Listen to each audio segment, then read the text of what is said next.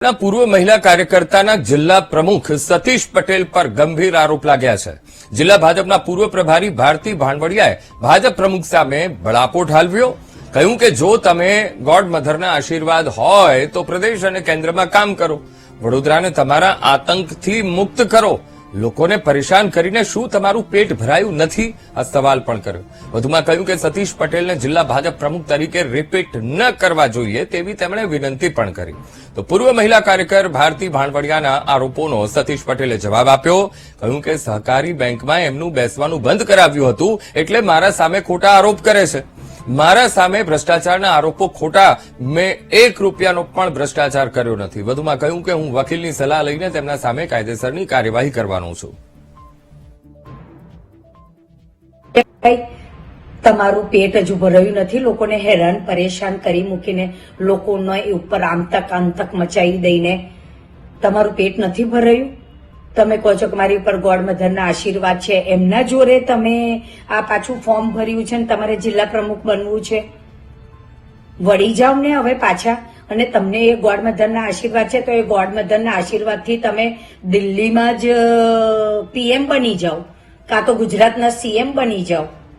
વડોદરા જિલ્લાને છોડો, વડોદરા જિલ્લાને તમારા આતંકમાંથી મુક્ત કરો। તો બેન, આ એટલો મનહૂસ છે ને, તમારી ઉપર જેનો હાથ છે ને એ હાથ પણ જતો રહેશે। એટલો મનહૂસ માણસ છે બેન। આ વડોદરા જિલ્લામાં વર્ષોથી અમે બધા જોતા આવ્યા છે કે આ માણસ ક્યારેય કોઈનો થયો નથી। આજે તમારી પાસે સત્તા છે એટલે તમારી આગળ પાછળ ફરે છે। કાલે તમારી પાસે સત્તા નહીં હોય તો તમને કેમ છો પણ નહીં કે। એટલો જુઠ્ઠો માણસ છે। એટલે મને વડોદરા જિલ્લાના દરેક ધારાસભ્યોને પણ હું વિનંતી કરું છું કે પ્લીઝ તમે આવા માણસોને જિલ્લા પ્રમુખ નહીં બનાવો।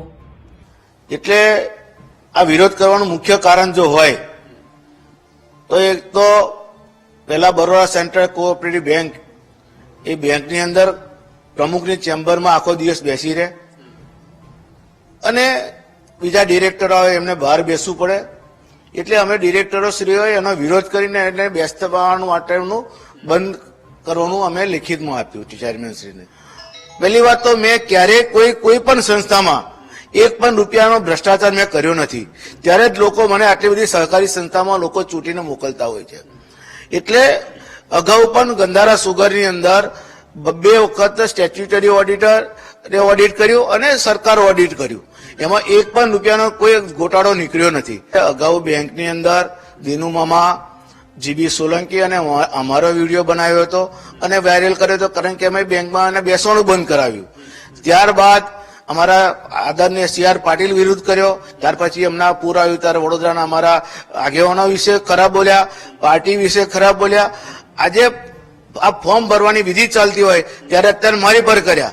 એટલે પાર્ટીને બધું જ ખબર છે અને આવા લોકોની કોઈ પાર્ટી નોંધ લેતી નથી હોતી।